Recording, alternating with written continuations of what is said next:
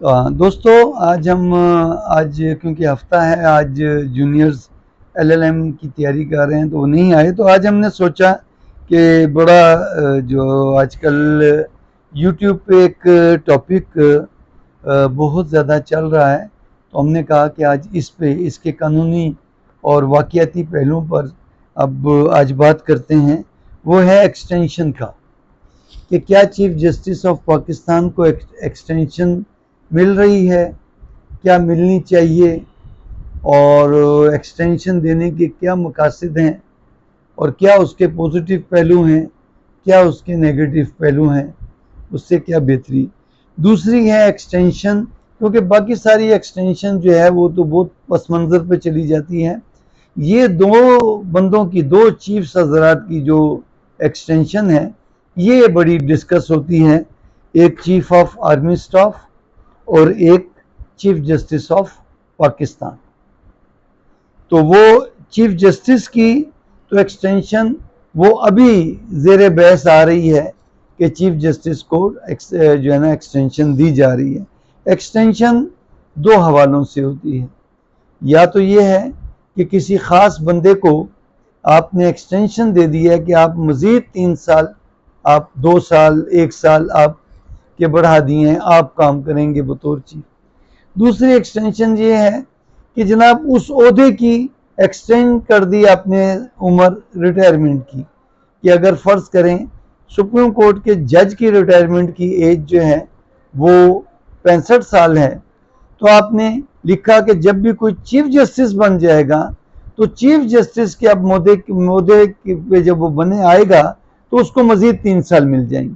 जैसे chief of army staff के बारे में तरमीम की गई कि जब भी कोई जर्नल, फुल जर्नल, जब वो चीफ ऑफ आर्मी स्टाफ बनेगा, चाहे वो चीफ ऑफ आर्मी स्टाफ बनते वक्त उसकी जो रिटायरमेंट बाकी 1 महीना रहता था, आसिम मुनीर साहब को भी जब चीफ ऑफ आर्मी स्टाफ बनाया गया तो इनका बहुत कम अरसा रहता था। तो जिस लम्हे वो चीफ ऑफ आर्मी स्टाफ बनेगा, अब बतौर चीफ ऑफ आर्मी स्टाफ वो 3 साल काम करेगा। तो आपने ये उस ओहदे को एक्सटेंशन दी, तो अब वो जो रूटीन की रिटायरमेंट एज है वो सीज हो जाएगी। अब वो जो उस ओहदे की जो चलेगी वो चलेगी। लेकिन ये अब जो क्या सराहियां हो रही हैं कि सुप्रीम कोर्ट में भी जिस लम्हे कोई जज, सुप्रीम कोर्ट का सीनियर मोस्ट जज या कोई भी जज चीफ जस्टिस बन जाएगा, तो फिर चाहे उसकी ओहदे जैसे 13 दिन या 15 दिन जो आदर्श ख्वाजा साहब चीफ जस्टिस रहे, तो जितने दिन रिटायरमेंट में बचते हैं तो वो उतने दिन गुजार के उनके साथ फिर साहब का चीफ जस्टिस लगा रहता है, लेकिन कोई म्याद में इजाफा नहीं होता। लेकिन अब एक शुनीद ये हो रही है कि चीफ जस्टिस के ओहदे में मियाद को बढ़ा दिया जाए। दूसरी बात ये हो रही है कि नहीं, तमाम सुप्रीम कोर्ट के जजेस की जो रिटायरमेंट एज है, अगर पहले 65 ईयर्स है तो उसको 68 ईयर्स कर दिया जाए, तो उससे तो किसी भी जज को कोई फर्क नहीं पड़ेगा। क्यों कि तमाम की 3 साल उम्र बढ़ जाएगी। कल को कोई भी चीफ जस्टिस जाएगा जो नेक्स्ट आएगा तो वो भी अपनी 68 ईयर्स पूरी करेगा। तो एक तो ये कंसेप्ट है। लेकिन जो आर्मी में अब जो जिस बात पे लोग डिस्कस कर रहे हैं या जिस बात पे एतराज़ कर रहे हैं वो इस बात पे कि सिर्फ चीफ जस्टिस की मुद्दत मुलाजमत क्यों बढ़ाई जाए। तो चीफ ऑफ आर्मी स्टाफ की भी मुद्दत मुलाजमत जो बतौर चीफ ऑफ आर्मी स्टाफ बढ़ाई गई है, मेरे नज़दीक वो गलत है। अब हम इसके मुज़मरात को देख लेते हैं। मुज़मरात ये है कि ऐसा क्या उस बंदे ने तीर मारना है कि जो उससे पीछे वाले जो लाइन में लगे हुए लोग हैं वो नहीं कर सकते।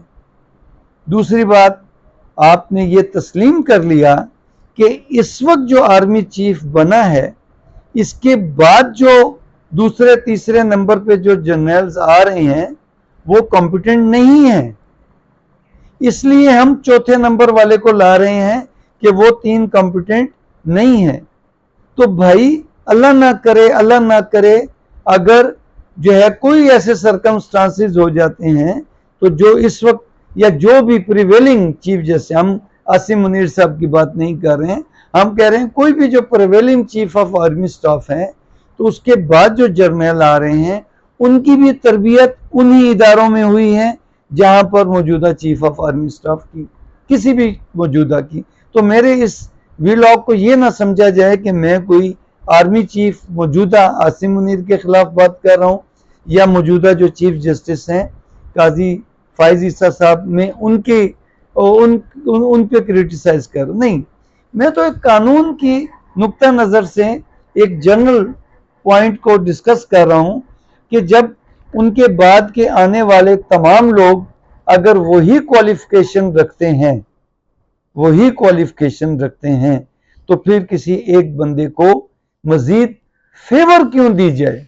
Extension mean extra ordinary favour. क्या वही नागजीर है बंदा? नहीं, उसके बाद वाले भी उतने ही नागजीर हैं। उन्होंने भी तो अगर रूटीन में बने तो ये जो एक्सटेंशन माजी में दी गई, दूसरी बात तो जो माजी में जितनी एक्सटेंशनें दी गई उससे कौन सी दूध की नहरें पाकिस्तान में बहनी शुरू हो गई? कौन से एक्स्ट्रा ऑर्डिनरी पाकिस्तान ने तरक्की कर ली? कौन सी फौज की जो है वो है दहशत में और उनकी काबिलियत में इजाफा हो गया? नहीं, जितने भी इससे पहले चीफ ऑफ आर्मी स्टाफ की एक्सटेंशनें हुई हैं तो वो अपनी जाती ही नौकरी और जाती ही तनख्वाह लेके गए हैं उतनी अरसे की, आर्मी को एज ए होल कोई फायदा नहीं पहुंचा। इसका अब अगला स्टेप देखते हैं कि जो उसके बाद लाइन में लगे हुए हैं लोग किसी भी महकमे, अब हम तमाम महकमों की बात कर लेते हैं, किसी भी महकमे के जो हेड ऑफ डेट डिपार्टमेंट है, अगर हम उसको एक्सटेंशन देते हैं तो फिर उसके जो बाद के लोग जो मुंतजर हैं, जो इतनी मेहनत करते हैं इस आस पे कि हमें भी जो है वो हेड ऑफ डिपार्टमेंट बनने का, हेड ऑफ द इंस्टीट्यूशन बनने का मौका मिलेगा, उनमें मायूसी फैलती है।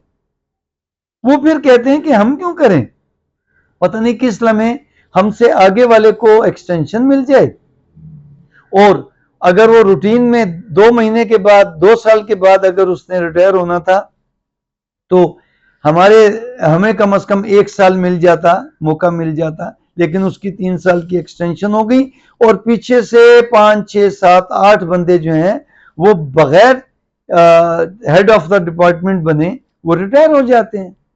उसके बाद फिर जो इनके रिटायरमेंट के आपने बाकियों का रास्ता रोक दिया, फिर वो जो उसके पीछे की जो एक लंबी लाइन है निचले ओहदों तक, वो कहते हैं कि हम क्यों मेहनत करें, हमें रूटीन की तो तरक्की मिलती जाएगी, लेकिन हमने जो हेड ऑफ द इंस्टीट्यूशन बनना है, जो एक प्राइम ऑनर है, किसी भी बंदे के लिए, महकमे के लिए, तो अगर हमें वो नहीं मिलनी तो फिर हम इतनी मेहनत क्यों करें? फिर वो डंग टपाओ अगर सलाहियतें भी होती हैं तो अपनी पूरी सलाहियतों से काम नहीं लेते, तो पिछले आने वाले लोगों में मायूसी फैलती है, उनकी वर्किंग पे फर्क पड़ता है, उनकी जो काबिलियत खुदादाद काबिलियत उनमें अगर गॉड गिफ्टेड सलाहियतें हैं, उनको अपनी सलाहियतों का बतौर चीफ ऑफ डिपार्टमेंट अपना उसको मौका नहीं मिलता उनको। तो एक ये अमर हो गया। दूसरी बात ये कि अगर ये सिलसिला रूटीन से चलता जाए, किसी एक बंदे के सर पे एक्सटेंशन का ताज ना रखा जाए, तो फिर बाकी सबको पता चलेगा कि हमने इसके हटने के बाद अब हम आए हैं हेड पे तो हमें इससे ज्यादा बेहतर परफॉर्मेंस देनी है, और इसके बाद जो नेक्स्ट आएगा वो अपने आप को इतना कैलिबर करेगा, इतना अपने आप को कॉम्पिटेंट करेगा कि मैं इसके बाद आऊंगा तो मैं इससे ज्यादा बेहतर काम करूंगा, तो आपकी परफॉर्मेंस बढ़ती चली जाएगी। हर नया आने वाला जाने वाले से ज्यादा परफॉर्म करेगा, लेकिन अगर उसको ये पता हो कि पता नहीं मैंने बनना भी है कि नहीं, इन्हीं को एक्सटेंशन मिल जानी है, तो मैं क्या करूंगा। चौथी बात, अगर हम चीफ जस्टिस की बात करें तो चीफ जस्टिस में और बाकियों में, बाकी जजेस ऑफ द सुप्रीम कोर्ट में कोई फर्क नहीं है, पावर्स में कोई फर्क नहीं, सिर्फ क्या है, एडमिनिस्ट्रेटिव काम चीफ जस्टिस के पास होते हैं, उन्होंने बेंचेस बनाने हैं और केस की समाप्त करनी है। तो फैसला चीफ जस्टिस के भी फैसले की वही अहमियत है जो बाकी के जजेस। 17वें नंबर पे जो सुप्रीम कोर्ट का जज है, क्या उनके ऑर्डर में की वैल्यू कम है? नहीं। तो ये जो एडमिनिस्ट्रेटिव काम है, ये कोई रॉकेट साइंस तो नहीं है कि आने वाले जजेस नहीं कर सकेंगे। तो इसी तरीके से जो चीफ ऑफ आर्मी स्टाफ है, चले वो तो एक बहुत बड़े लेवल का एडमिनिस्ट्रेटिव काम है, बहुत बड़े लेवल का एडमिनिस्ट्रेटिव काम है कि पूरे पाकिस्तान की आर्मी को कंट्रोल करना है। जंग हो जाती है तो अब उसकी सलाहियतें काम आएंगी कि वो एक अच्छा जर्नल है, क्योंकि हर लम्हे, जैसे पहलवान है कि हर लम्हे में वो एक ऐसा दांव मारता है कि कुश्ती जीत जाता है, कि हर लम्हे में स्ट्रेटजी तब्दील होती है। तो आर्मी चीफ की तो समझ आती है, लेकिन हर उसके बाद आने वाला जो जर्नल है जिसने नेक्स्ट आर्मी चीफ बनना है, या किसी भी महकमे का जो आप समझ लें कि जो है हमारा जो प्रोसिक्यूटर जनरल है, वहां पर भी प्रोसिक्यूटर जनरल जी आप कॉन्ट्रैक्ट पे लेंगे, और उसके नीचे जो एडिशनल प्रोसिक्यूटर जनरल हैं वो बेचारे सारी उम्र लगा देते हैं, वो प्रोसिक्यूटर जनरल नहीं बन सकते। हालांकि जॉब है, तो जॉब में जो एडिशनल प्रोसिक्यूटर्स हैं उनमें से प्रोसिक्यूटर जनरल लेना चाहिए। उनका महकमे का भी तजर्बा है, उनकी वकालत का भी तजर्बा है। जो बाहर से वकील आया वो किसी जो है वो यूरोप की या पता नहीं किसी मतलब कोहकाफ की यूनिवर्सिटी से तो नहीं करके आया, वो को आसमान से तो लॉ नहीं करके आया, वो लॉ इन्हीं यूनिवर्सिटियों से करके आया दुनिया की किसी भी। उसने पाकिस्तान की अदालतों में बतौर वकील काम किया है, उसने कोई जन्नत की अदालतों में तो काम नहीं किया, उसने कोई आसमान की अदालतों में तो काम नहीं किया। लेकिन उनका अब क्या है, प्रोसिक्यूटर जनरल ऑफिस में प्रोसिक्यूटर जनरल्स के नीचे कोई काम ही नहीं करता, उस तरीके से नहीं। उनको पता है कि हमने प्रोसिक्यूटर जनरल नहीं बनना। हालांकि प्राइम इज्जत की बात है, एक प्रोसिक्यूटर कुछ चांद सुरगाब के पर तो लग नहीं जाते, लेकिन एक ऑनर है कि मैं एक महकमे का हेड रहा हूं। तो इसी तरह तो ये जो एडमिनिस्ट्रेटिव काम करने हैं तो ये तो हर जज कर सकता है। ये करते क्या है, वो सारी फाइलें बना के लाते हैं, एडिशनल रजिस्ट्रार ऐसे ये सारी फाइलें बनती हैं, समरी बनती हैं। चीफ साहब ने तो सिर्फ सुनना होता है कि हाँ जी ये क्या है, ये एडमिनिस्ट्रेटिव काम पे दस्तखत करते थे। फिर पूरी एडमिनिस्ट्रेटिव कमेटियां होती हैं उनके नीचे, और वो तमाम जजेस साहबान की होती हैं। तो एक्सटेंशन तो नहीं होनी चाहिए। अब आखिरी सवाल ये रह जाता है कि फिर क्या होना चाहिए। हाँ, ये हो सकता है कि किसी भी चीफ ऑफ कोई भी चीफ ऑफ द हेड हम कह लेते हैं, किसी भी अगर महकमे के चीफ को मुकर्रर करना है, तो जैसे सिविल सर्विस में एक प्रमोशन के लिए एक अप्लाई होता है, सेक्शन में ये चीज दी हुई होती है, क्या क्वालिफिकेशन प्लस फिटनेस। क्वालिफाई तो एक बंदा करता है एक पोस्ट के लिए जिसने प्रमोट होनी है, लेकिन देखा ये जाता है ये जो 10 बंदों की लिस्ट आई है, इस जॉब के लिए इनमें से कौन सा मुनासिब है, कौन फिटेस्ट है।